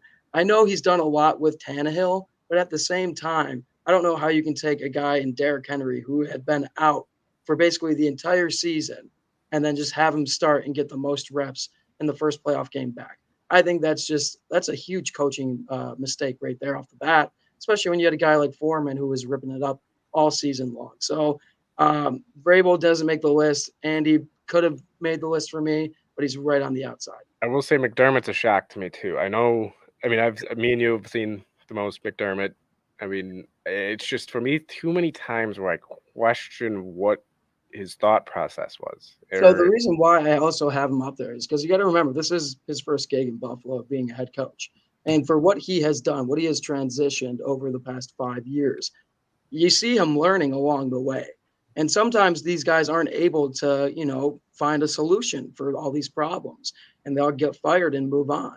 But look at what he's doing. He's starting his own coaching tree too. We'll see what Brian Dable does down the road here. I believe, that's his first sapling to go out, and we'll see what happens. But to have a guy already go out, I know Josh Allen's a big part of Dable getting a job, but it also starts with a guy in McDermott. And he was probably the one talking to saying, yeah, let's go get Brandon Beane. I think he's the best guy for him. Because the Bagulas, I love the Bagulas, but I'm pretty sure they gave all their trust to Sean at that time. Look at what he's made decision-wise for this team. I think it's top-notch. You could have easily have screwed this up. They didn't have a stepping or a nice foundation to start. When Andy went to the Chiefs, it was already a pretty good team. Yeah, I get that. Yeah, I for me, it's just I got to see a little more from him. But I have him right at 7. He's at 7. McVeigh for me is at 6. McVay's probably the only one that I probably should have moved up, but I got him at 6 for now. Yeah, I had McDermott on my list right up until I reread it again, and I completely forgot that Andy Reid was a person. But I do have Andy Reid at 5. I mean, we're talking about one of the most consistent coaches of all time. The recent Super Bowl definitely helped him a lot. Probably skyrocketed in a lot of people's coaching rankings. Only reason I have him so low is that there's a lot too many times, especially recently, last couple of years, where his offense does get shut down in big moments by not some really smart defensive coordinators, but especially with the talent he has. Like you have Mahomes, Hill, and Kelsey. Lou Anarumo and the Cincinnati Bengals had your number for an entire half and overtime. That's not supposed to happen to one of the greatest coaches ever. And then obviously all their times with Alex Smith is hard to judge because Alex Smith was, good, not great. They also didn't have very good receivers in Kansas City until they drafted Tyreek Hill. Jeremy Maclin had a couple good years, but other than that, they had that one year where they only threw touchdowns to running backs and tight ends, which was crazy to think about in the passing league the way it is now with 11 personnel being the norm. But Reid's awesome. I love Andy Reid, one of the most creative offensive minds ever. And now he's got that Super Bowl. I don't think him and Mahomes are going to slow down too much without Tyreek Hill. I do think it makes them no longer the last 3 seasons we've gone into it in the preseason. All right, Chiefs are the favorite in the AFC. I don't think that happens anymore. I think there's going to be a lot more debate now. I'm pretty sure the Bills are the favorite in the AFC now if you look at betting odds, right? Yeah, I think so. They are. So a little bit more work to do now, missing one of the best receivers in the game. But I don't think they're going to slow down too much. I think they're definitely a playoff team, and he's one of the best to ever do it. At 4, I almost read Ben's list instead of mine. I have John Harbaugh, again, another guy who is consistently just wins. And you know what I love about John Harbaugh is that he's not an offensive guy or a defensive guy. He's just a coach. He is a very egoless coach. He completely changed his style of offense to fit what Lamar Jackson wants to do. And that helped Lamar Jackson's development a ton. There were a lot of coaches that would not have done that, and Lamar maybe wouldn't have been the player that he was. I know a lot of people down here say, how could you pass on Lamar Jackson? Even the owner wanted Lamar Jackson. And I tell them, do you understand what Lamar Jackson would be if Adam Gase was his head coach as a rookie? He'd be a backup right now. He wouldn't be Lamar Jackson. I think John Harbaugh should get a lot of credit for Lamar's development, for Mark Andrews' development. I know the Ravens do draft well, but he also has to develop those players. I think he builds great staffs. You see a lot of his guys get into elevated positions elsewhere in the league. He's been competing in a tough division the entire time he's been a head coach. Like from the second he signed the contract to be the Baltimore Ravens head coach, Mike Tomlin has been the coach of the Steelers. And the Bengals have now had three separate instances where they've been a good team. They had the Carson Palmer teams. They had the Andy Dalton, AJ Green teams that made the playoffs, I think 5 straight years. And now they've got Joe Burrow, Jamar Chase, T. Higgins, all those guys, Joe Mixon. So he's been competing against really, really tough teams for a long time. Been to the Super Bowl, been to the AFC Championship game, I believe, 2 more times. Had the best record in the league a couple years ago until they just came out totally flat against Tennessee. But John Harbaugh is one of the best, in my opinion. 3, I've got Tomlin. Like we talked about, Andy Reid is the mark of consistency. Mike Tomlin is the mark of consistency of excellence. Winning record every single year, or not winning record, but no losing record. I think he has 2 8-8 seasons. But again, last couple years, he's had Big Ben, and Big Ben has not been the Big Ben, especially this last year, right? Because I believe he had elbow surgery at 36 years old, which you should have retired. But hey, he ran it back, made his whatever it was, $20-something million, maybe 30. I think it was actually like 47. Yeah, I think he was the highest paid player in the league coming off elbow surgery in his late 30s.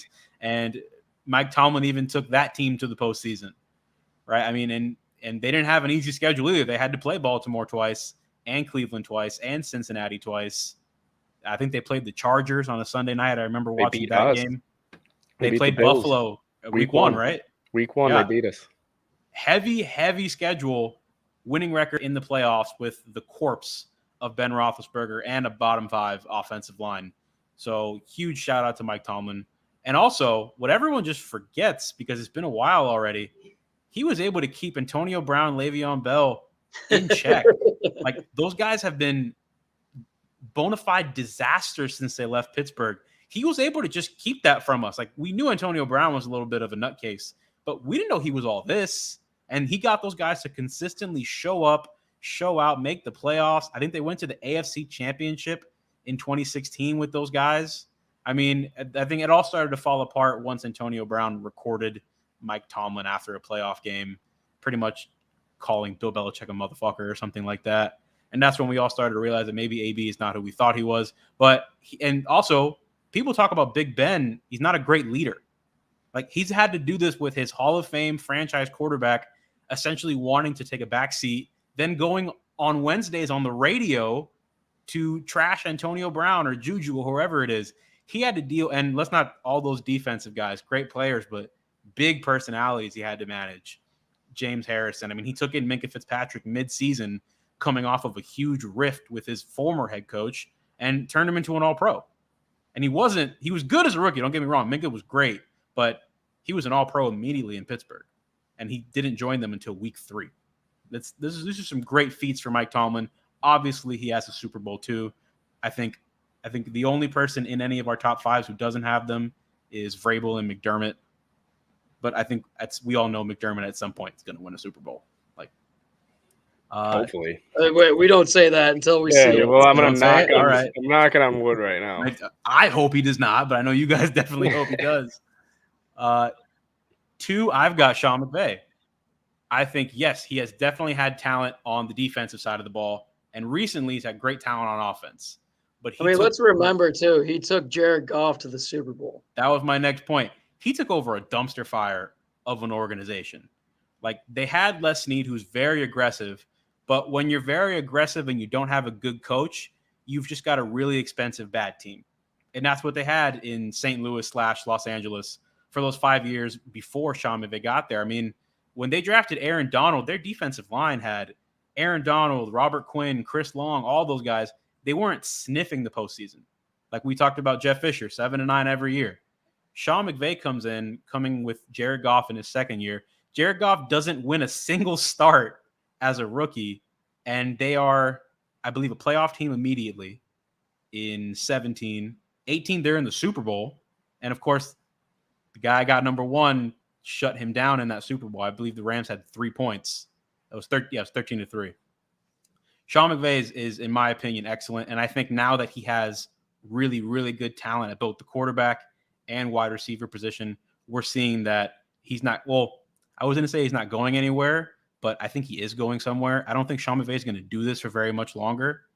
I think he's quickly realizing that in TV, he can make a lot more money as a coach, and he can only work about 5 months out of the year instead of 11 and a half. So I do think Sean McVay is going to take a John Gruden-like break, because realistically, I don't see Sean McVay coaching from age 30 to age 70. That's almost 40 consecutive years of coaching. I don't think anyone's going to do that. I think he's going to cash in and take a quick break on television before coming back. Again, for it's going to have to be a ridiculous contract to get him back to football after he leaves. Something like a John Gruden, the rumored contract that we saw Sean Payton was offered before he took his year off. But I do think that happens eventually. But before that, he might have 2 Super Bowls. I think it's probably going to happen around the time Aaron Donald retires. And I believe Aaron Donald has said that he's already hit his mark. He wanted to play 8 years in the NFL, and he's already done that. So eventually, I think both of them are going to leave. But number one, I will not tolerate any Bill Belichick slander. Yes, he hasn't done much without Brady, but I will tell you, taking the team he had last year to the playoffs is a big accomplishment because of one reason and one reason only. Bill Belichick, the general manager, is making Bill Belichick, the coach, look a lot worse than he actually is. He needs to relinquish general manager duties immediately. Their draft this year was a disaster. I liked their draft last year outside of the Mac Jones pick, but they were desperate for a quarterback. Cam Newton wasn't going to be back running that offense again. It was a disaster in 2020. The biggest reason I look at Belichick, you see a lot of these faces on the screen, not as many as there used to be, but if you go back to last year, 2 years ago, there'd be 4 or 5 guys that were made by Bill Belichick. I believe now we have 1 or 2, Varable and Dable, but they both had other stops after that. And that's been a big criticism of Belichick is the coaching tree, but he does make head coaches because he wins, and he wins consistently. And on the Brady point, he hasn't won much without Brady, no. But you got to remember, when Brady left, it wasn't just Brady. Gronk was gone. You got to correct me if I'm wrong. I think Edelman missed about 12 games that first year without Brady. I think he had a bad knee injury, and that's why he ended up retiring. They lost Kyle Van Noy. I think Stephon Gilmore missed about half that year after he was Defensive Player of the Year. So I don't think his teams without Brady have been very good. First year was a disaster. They brought in Cam Newton in, I think it was July. It was around this time. And then he was starting, I think, week 2. He started week 1. My bad. He started week 1 against the Miami Dolphins. I remember that. So I do think, to me, Belichick is the GOAT, which is saying a lot because we see the flag. We can't see it now, but I got the Dolphins flag. A lot of people down here don't want to believe it's Belichick. They think it's Don Shula. And I'm like, look, if we're going to hold Belichick not winning without Brady against him, we should hold Don Shula to the fact that he couldn't win one with Dan Marino. Listen, I agree. The dude has had a fantastic track record. But if you look at what he's done, even besides last year, and I know it was a COVID year, but when he had Cam Newton, terrible season for them. I know they lost Gronk, but at the same time, you look at all these other coaches in the league that still go through the same adversity, and they come out better than what they did that first year with Cam Newton. I mean, I'm looking exactly right over to Mike Tomlin. I mean, just in having a non-mobile quarterback of Ben Roethlisberger, still gets his – I know he had a fantastic defense, but at the same time, Tomlin, a guy like Tomlin, has consistently done it without the greatest quarterback of all time. And I look at Belichick now, and he's been going downhill since. I'm telling you, you look at what Mac Jones has done this past year, he's the check down king. And he's going to be like that for years to come. He's not developing a quarterback, right? I think the way you develop a quarterback correctly is, let them go through the struggles the first couple of years. Don't limit them to throwing abilities. Have them throw interceptions, but make sure you're nurturing them to go into the right direction. So ever since Brady left, they made the playoffs 1 year. It's only been 2 years. I get it. But they made the playoffs 1 year, and they got blown out by the Bills. And I know the Bills have Josh Allen, a really good offense, number 1 defense ranked last year. I still think if you were to switch coaches this past year between Mike Tomlin and Bill Belichick, I think there would have been a little bit more of a fight from a Patriots team coached by Mike Tomlin versus Bill Belichick this past year. Here's my only thing with Belichick. Before Brady came in, he took over a team with Bledsoe that just made the playoffs, a good team that made the playoffs. Before that, this was his last shot. He already had a chance in Cleveland, and he was horrible in Cleveland. Then now again, you look here. You just said that he's a defensive-minded coach. He's been a defensive-minded coach. He basically was the only reason the Bills lost in that 1991 Super Bowl against the Giants. But where is that defense then against Josh Allen this past year in the playoffs? Not a single stop the whole time. Greatest coaches, to me, don't let even that happen.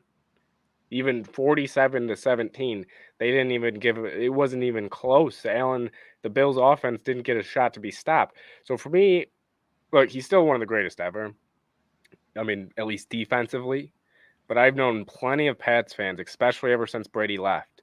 That offense has been atrocious. And even last year when they made the playoffs, every single Pats fan that I've known, including my roommate, who's a huge Pats fan, could not stand watching that offense. Said it was horrible. This offense is garbage. That's why McDaniel's now going to the Raiders. He was happy. He thinks it was McDaniel's fault. McDaniel's, if he doesn't succeed, there's another guy that doesn't succeed. Because Patricia went to Detroit. What happened to him? Proved that he was a horrid coach. So, yeah, he's had guys go into the league, become head coaches. But for me, Belichick, his track record without Brady on top of just continuously, I guess, not being able to do anything offensively, it's a struggle for me to put him at 1. So that's why, I mean, he's still number 4 on my list. I still think he's a great coach because that team should not, I don't think, have made the playoffs last year. But for me to put him at 1, it would take him winning, at least going to an AFC championship for me to put him at 1. I think definitely on my list, I probably missed on the Mcveigh take, putting him a little low. But like he's a lot like Mcveigh. I mean, Mcveigh is an offensive-minded coach. He's the opposite of Mcveigh. That's what Belichick is to me. He's a defensive-minded coach who needs help running his offense. I will say too, real quick, if I may, like we are now seeing him at the opportunity because he doesn't have Brady, where he should be more involved with when it comes to the decisions in draft day. They've never been a good drafting team, even with Brady down the road. They've always been the guys that go out in free agency and get the best players because they want the best quarterback in the league. Now they've got Mac Jones. So they should be relying all on their draft class. And they have never had a good draft class, especially this past year. I think it was one of the worst draft classes out of all 32 teams. So if you're going to be this legendary head coach, how come you can't make a good draft pick? How come you can't be like, hey, it doesn't matter who your GM is at that point. Basically, Bill Belichick has been their GM. So I'll say this about Belichick also. If he makes playoffs this year, we can talk about him being top 2 coach in the league, best coach in the league if he does, because this roster should not make the playoffs. Bad. It's next level bad. It should not. And you're talking about those years, even with Cam Newton, that defense was still pretty good without that. I mean, yeah, Gronk left. Yeah, you had Van Noy leave for Miami, but again, that defense was still pretty good in the league, I'm pretty sure. So you can't blame it totally on Cam Newton. And Cam Newton, obviously, he's bad. Let's be real, he's bad. But if you're gonna say that Belichick, because here's the thing, Belichick hasn't done it without Brady, but you've seen guys like Tomlin do it without a good Ben Roethlisberger. Andy Reid do it without Mahomes. He did it even before Vic came to the Eagles. He went to the Super Bowl in 2004. So for me, it's like Andy Reid's done it, but Harbaugh's done it without Flacco, without Lamar. Vrabel has done it with a trash quarterback. I mean, McDermott can't really see yet because for me personally, I need a little more for him. I need him to take Tyrod Taylor to the playoffs. That's true. He did take it, but that defense was that was a point I was going to get at there, Tim. I mean, that defense was also unbelievable. I'm telling you, that man himself has done pretty much everything in transition to what this team is now. From bringing in he went a full year before Brandon Beane got here. Like, He started it all. He got rid of all the guys too. He got rid of Sammy Watkins because he's like, he's not the that type of that player was to make this happen. no I'm Bean pretty came sure. Bean came 4 months after. No, I'm saying Sean McDermott. Yeah, Bean I think made those moves because it was probably Did both Bean of make them. those moves? I It thought was they got. probably both of them. Like you said, he's very involved in the front office. Yeah. So regardless, though, I mean, that's why I have him up on my top 5 is because of everything he's done outside of coaching the game of football. Yeah. He's been forming this organization into a championship caliber team. Building great coaching staffs too. Yeah. I would say in terms great. of pure staff, they had one of the best in the league last year. I think Dable. no offense, I love Dable. He did a great job here, but I think Ken Dorsey's about to make this offense run. Absolutely, like sprint to every single touchdown. I mean, it's going to be pass, get the ball downfield, move the ball. I'm excited to see Ken Dorsey in this offense. But I also wanted to say one last thing about Mcveigh. Just like you were talking about with Belichick. Belichick couldn't do it with Cam Newton. Mcveigh went. You just said it. Mcveigh went to a Super Bowl with Jared Goff, the goofball. His nickname is Jared Goofball. Does Belichick make the playoffs with Jared Goff?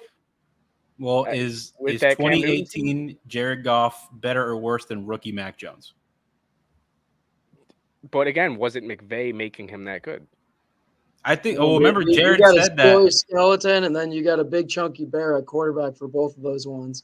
I think Jared used to say that Mcveigh would talk into the headset as long as was legally allowed. He was literally calling out the defense in the headset. Jared wasn't doing too much. Let's not act like McVay's that great of a drafter either. I mean, he gave up 3 first-round picks for Jared Goff and then gave him $100 million. So. Mcveigh didn't make that draft day trade. He wasn't there yet. Oh, okay. That was Les Snead, the most aggressive man on the planet. Then, like you said, though, maybe he's got other plans. Maybe he wants to go to broadcasting. And I think he definitely does. I think to get a high deal, you got to be a Super Bowl champion. So maybe he's got a little bit more in the back of his head for himself. We don't know. But also, they were in the position to win now. Like, how can you not go out and spend and win a championship right away?